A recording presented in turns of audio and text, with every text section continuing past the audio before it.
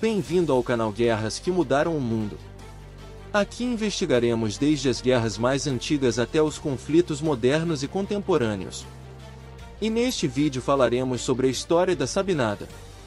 A Sabinada foi uma das revoltas que aconteceram no período regencial, de 1831 a 1840, do Império Brasileiro.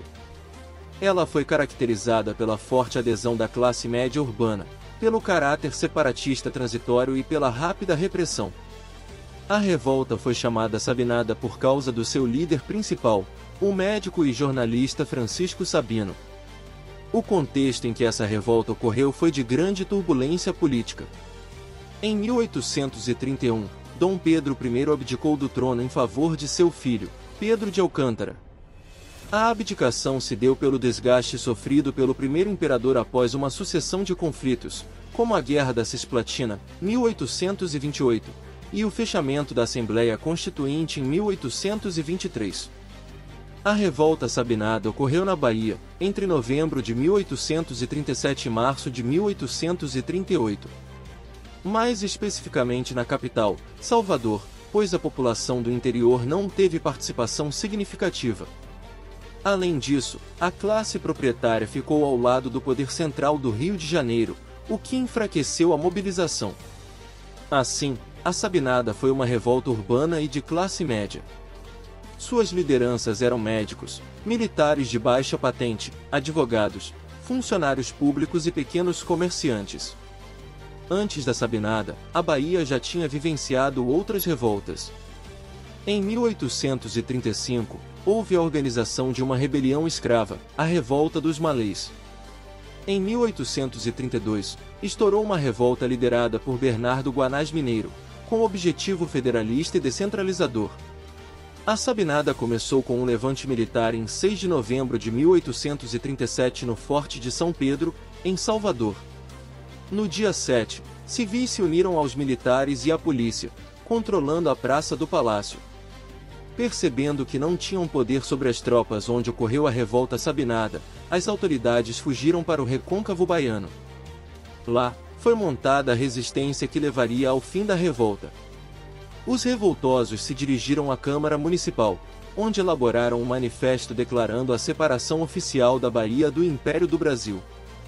O documento foi assinado por 105 homens e proclamava a República Baiense. O presidente escolhido foi Inocêncio da Rocha Galvão, que estava exilado nos Estados Unidos. Sendo assim, o governo foi exercido pelo vice, João Carneiro da Silva Rego, advogado e proprietário de terras e escravos.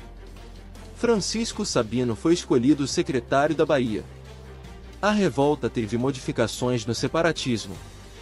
O documento do dia 7 de novembro proclamava a República como indissolúvel. Contudo, dias depois um novo ofício foi emitido dizendo que ela tinha caráter transitório e deixaria de existir quando Dom Pedro II assumisse o trono.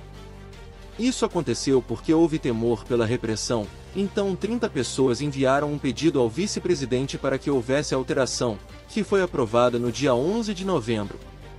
A revolta não teve adesão popular, nem mesmo da elite proprietária, que abandonou a cidade e juntou esforços para derrubar os revoltosos. A estratégia escolhida foi a de formar um cerco na cidade, impedindo que mantimentos chegassem até ela. Salvador dependia do Recôncavo para suprir suas necessidades. Com essa região fechada, só restava o mar, que também foi cercado. Em março de 1838 a situação estava muito ruim, graças ao cerco. Com a revolta enfraquecida, o governo oficial invadiu a cidade com um ataque que deixou cerca de 1.800 mortos. No dia 15 de março, os revoltosos se renderam, pedindo clemência. Porém, não foram atendidos de imediato.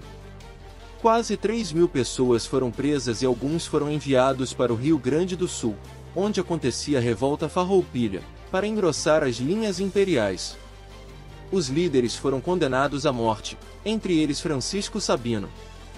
Mas tiveram a pena atenuada para o exílio no Mato Grosso e em Goiás após a coroação de Dom Pedro II.